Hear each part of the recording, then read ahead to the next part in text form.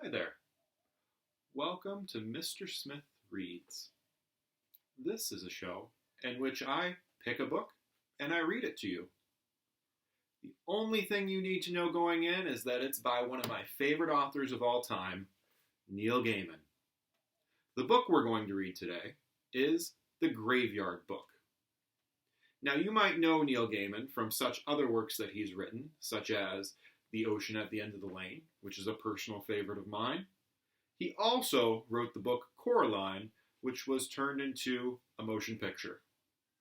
So, without any further ado, and without any knowledge of what this book might be about, let's jump into Chapter 1, Part 1 of The Graveyard Book. The good thing about this book, too, is it has pictures in it, and I know you're excited for that. Chapter 1. How nobody came to the graveyard. There was a hand in the darkness, and it held a knife. The knife had a handle of polished black bone, and a blade finer and sharper than any razor. If it sliced you, you might not even know you had been cut. Not immediately. The knife had done almost everything it was brought to do in that house, and both the blade and the handle were wet.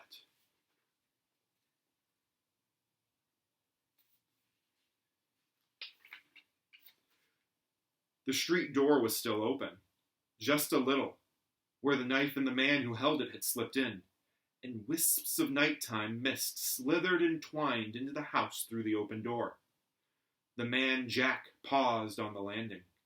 With his left hand he pulled a large white handkerchief from his pocket of his black coat, and with it he wiped off the knife, and his gloved right hand which had been holding it.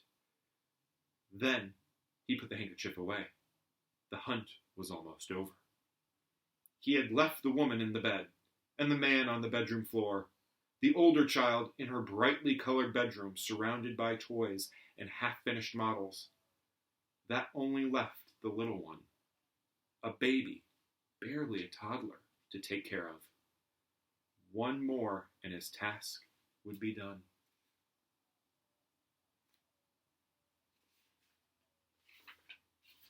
He flexed his fingers. The man Jack was, above all things, a professional, or so he told himself. He would not allow himself to smile until the job was completed. His hair was dark, and his eyes were dark, and he wore black leather gloves of the thinnest lambskin. The toddler's room was at the very top of the house. The man Jack walked up the stairs, his feet silent on the carpeting.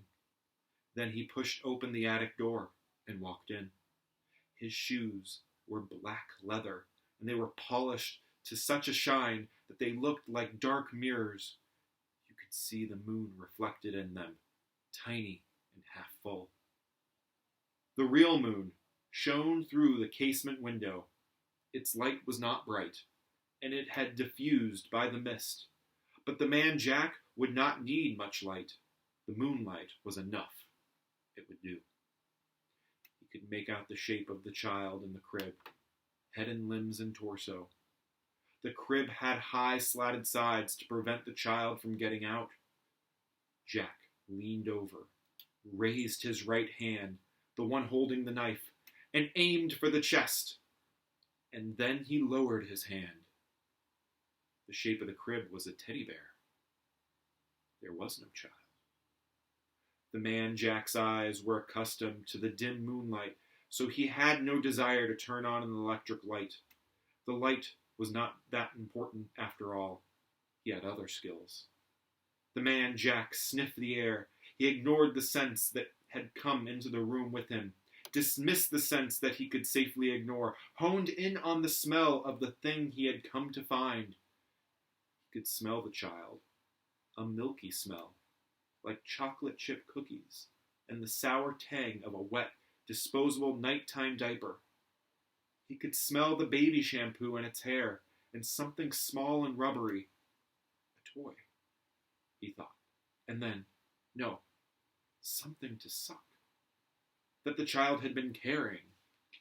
The child had been here. It was here no longer. The man Jack followed his nose down the stairs through the middle of the tall, thin house. He inspected the bathroom, the kitchen, the airing cupboard, and finally the downstairs hall, in which there was nothing to be seen but the family's bicycles, a pile of empty shopping bags, a fallen diaper, and a strained tendril of fog that insinuated themselves into the hall from the open door to the street. The man Jack made a small noise then, a grunt that contained in it both frustration and satisfaction. He slipped the knife into its sheath in the inside pocket of his long coat, and he stepped out into the street. There was moonlight, and there were streetlights, but the fog stifled everything. Muted light and muffled sound and made the night shadowy and treacherous. He looked down the hill towards the light of the closed shops, then up to the street, where the last high houses wound up the hill on their way to the darkness of the old graveyard. The man Jack sniffed the air.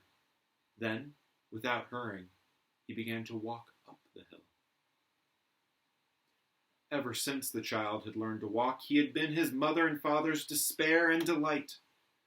For there never was such a boy for wandering, for climbing up things, for getting into and out of things. That night, he had awoken by the sound of something on the floor beneath him, falling with a crash. Awake, he soon became bored, and had begun looking for a way out of his crib. In the high sides, like the walls of his playpen downstairs, but he was convinced that he could scale it. All he needed was a step.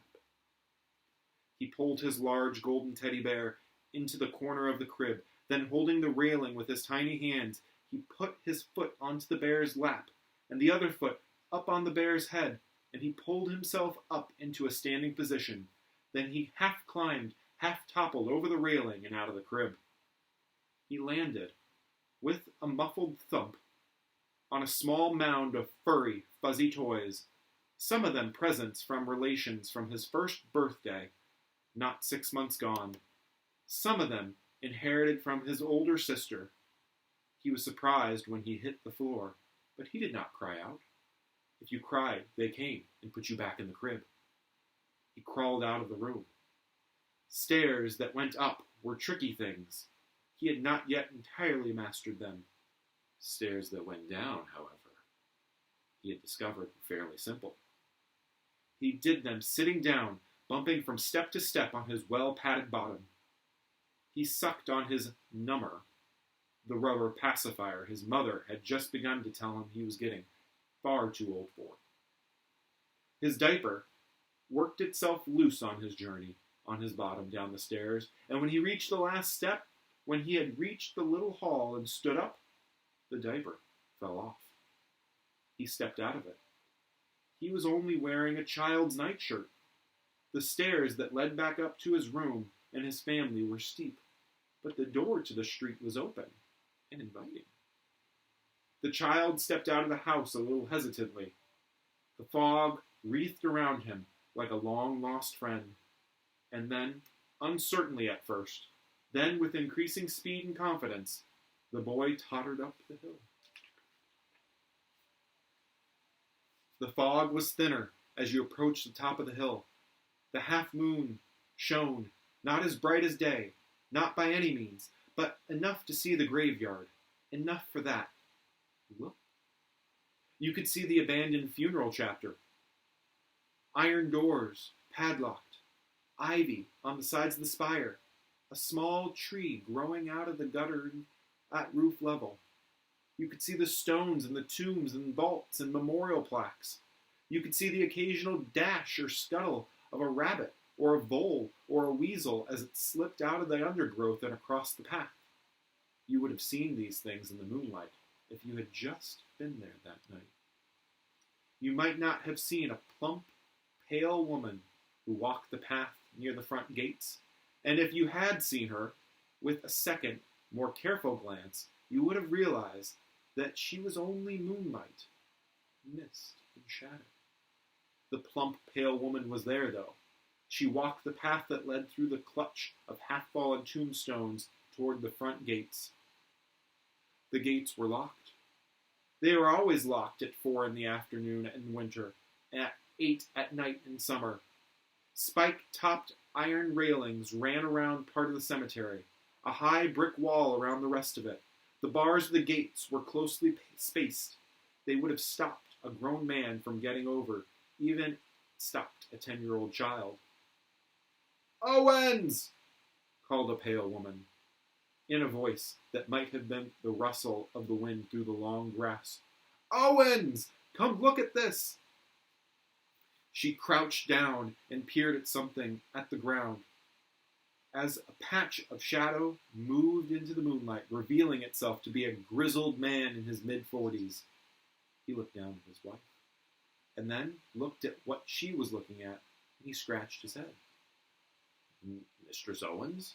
he said, for he came from a more normal age than our own. "Is that what I think it is?" At that moment, the thing he was inspecting seemed to catch sight of Mrs. Owens, for it opened its mouth, letting the rubber nipple it was sucking fall to the ground, and it reached out a small chubby fist, as if it were trying for all the world to hold on to Mrs. Owens' pale finger. "Strike me silly," said Mr. Owens, "if that isn't a baby." "Of course it is a baby," said his wife, "and the question is, what is to be done with it?" "I dare say that is a question, Mistress Owens, and with her husband. And yet it is not our question, for this here baby is unquestionably alive, and as such is nothing to do with us, and is no part of our world." "Look at him smile," said Mrs. Owens. "He has the sweetest of smiles." And with one insubstantial hand she stroked the child's sparse blonde hair. The little boy giggled with delight. A chilly breeze blew across the graveyard, scattering the fog in the lower slopes of the place, for the graveyard covered the whole of the top of the hill, and its paths wound up the hill and down and back upon themselves. A rattling. Someone at the main gate of the graveyard was pulling and shaking it, rattling the old gates and heavy padlock and chain that held it. The child was looking up at them, puzzled. It reached for one of them, then the other, finding nothing but air. The woman's shape was fading fast. "Yes," said Mrs. Owens in response to something that no one else had heard.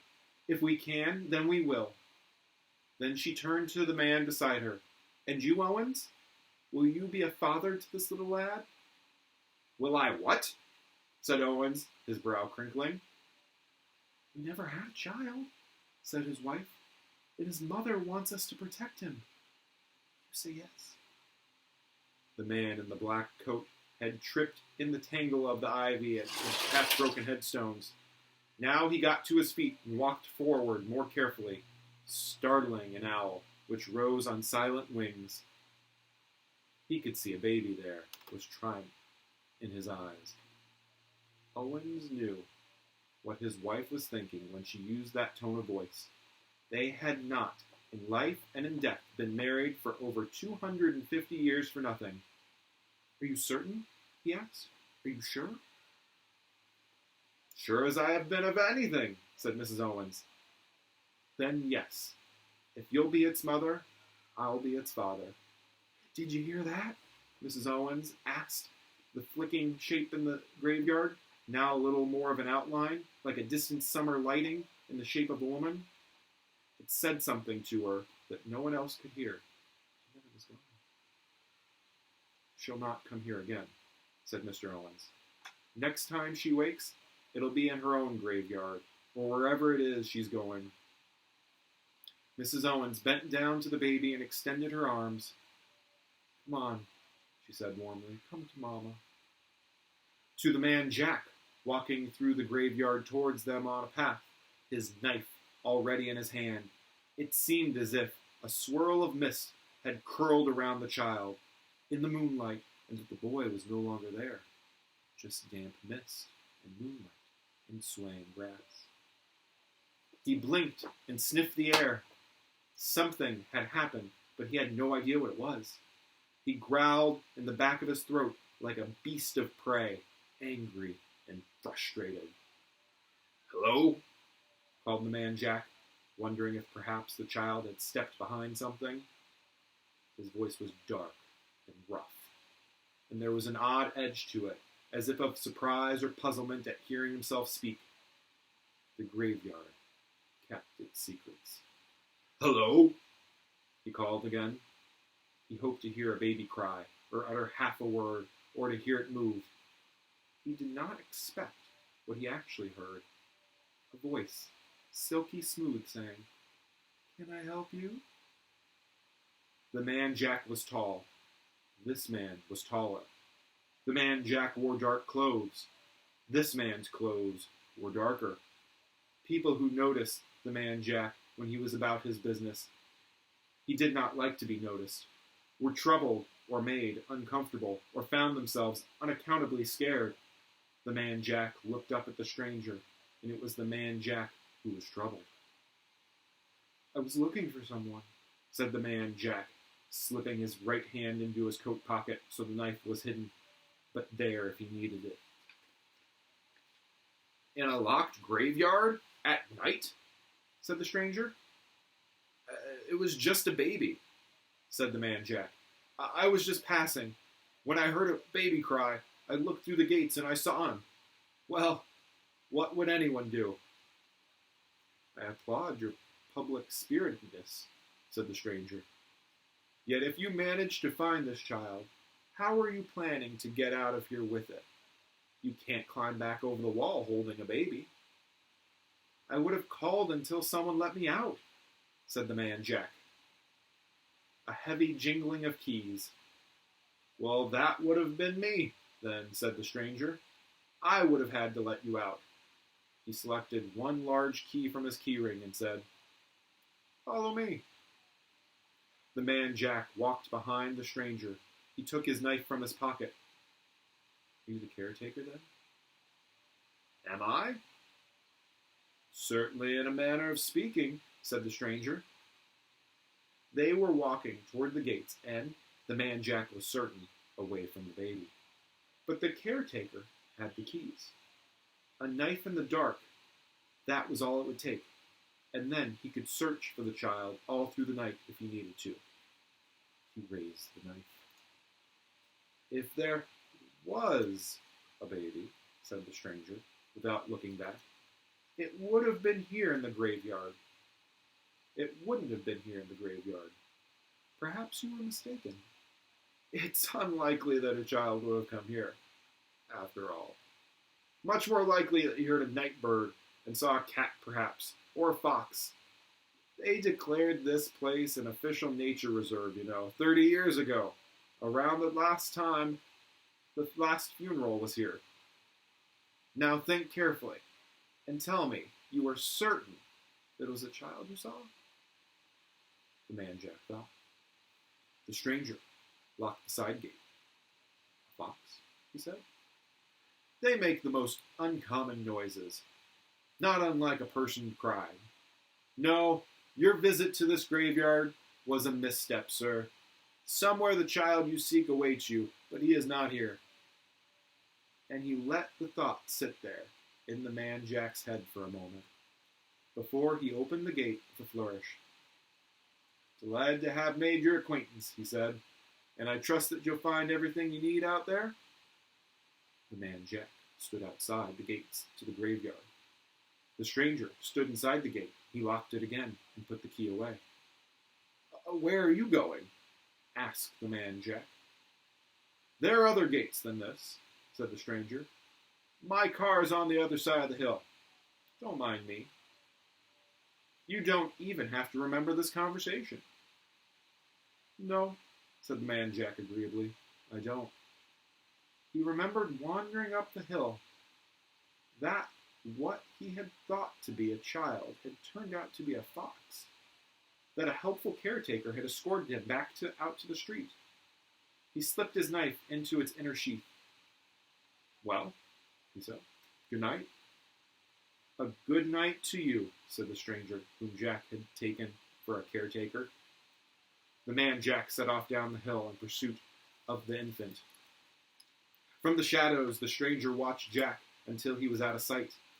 Then he moved through the night, up and up, to a flat place below the brow of the hill, a place dominated by an obelisk and a flat stone set into the ground, dedicated to the memory of Josiah Worthington, a local brewer, politician, and later baronet, who had, almost 300 years before, bought the old cemetery and land around it, and given it to the city in perpetuity. He had reserved for himself the best location on the hill, a natural amphitheater with a view of the whole city and beyond, and had ensured that the graveyard endured as a graveyard, for which the inhabitants of the graveyard were grateful, although never quite as grateful as Josiah Worthington. Bart felt that they should have been. There were, all told, some 10,000 souls in the graveyard, but most of them slept deep, or took no interest in the night-to-night affairs of the place, and there were far less than 300 of them up there in the amphitheater in the moonlight. The stranger reached them as silently as the fog itself, and he watched the proceedings unfold from the shadows, and he said nothing. Josiah Worthington was speaking. He said, "My dear madam, your obdurance well, can't you see how ridiculous this is?" "No," said Mrs. Owens, "I can't." She was sitting cross-legged on the ground, and the living child was sleeping in her lap. She cradled its head with her pale hands. "What Mistress Owens is trying to say, sir, begging your honor's pardon," said Mr. Owens, standing beside her, "is that she don't see it that way. She sees it as doing her duty." Mr. Owens had seen Josiah Worthington in the flesh back when they were both alive, and had, in fact, made several pieces of fine furniture for the Worthington Manor house out near Islingsham, and was still in awe of him. "Her duty?" Josiah Worthington Bart shook his head as if to dislodge a strand of cobweb. "Your duty, ma'am, is to the graveyard, and to the commonalty of those who form this population of discarnate spirits, revenants and such like wights, and your duty, thus, is to return the creature as soon as possible to its natural home, which is not here." "His mamma gave the boy to me," said Mrs. Owens, as if that was all that needed to be said. "My dear woman." "I am not your dear woman," said Mrs. Owens, getting to her feet.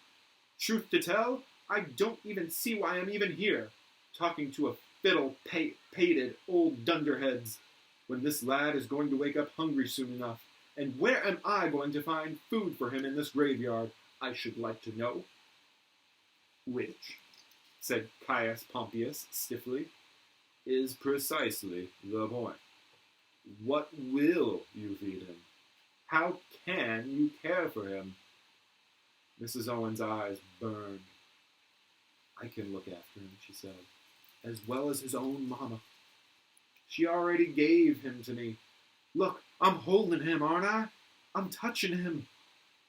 "Now see reason, Betsy," said Mother Slaughter, a tiny old thing in a huge bonnet and cape that she'd worn in life and been buried wearing. "Where would he live?" "Here," said Mrs. Owens. "We could give him the freedom of the graveyard." Mother Slaughter's mouth became a tiny O. "But," she said. Then she said, "But I never." "Well, why not? It ain't the first time we'd given freedom to the graveyard to an outsider." "That is true," said Caius Pompeius. "But he wasn't alive." And with that, the stranger realized that he was being drawn, like it or not, into the conversation, and reluctantly he stepped out of the shadows, detaching from them like a patch of darkness. "No," he agreed, "I am not, but I take Mrs. Owens' point. Josiah Worthington said, "You do, Silas?" "I do, for good or for evil, and I firmly believe that it is for good. Mrs. Owens and her husband have taken this child under their protection. It is going to take more than just a couple good-hearted souls to raise this child. It will," said Silas. "Take a graveyard." "And what food and the rest of it?" "You can leave the graveyard and return. I can bring him food," said Silas. "That's all well you said that," said Mother Slaughter. "But you comes and you goes and nobody keeps track of you. If you went off for a week, the boy could die." "You are a wise woman," said Silas. "I see why they speak so highly of you." He couldn't push the minds of the dead as he could the living, but he could use all the tools of flattery and persuasion he possessed, for the dead are not immune to either.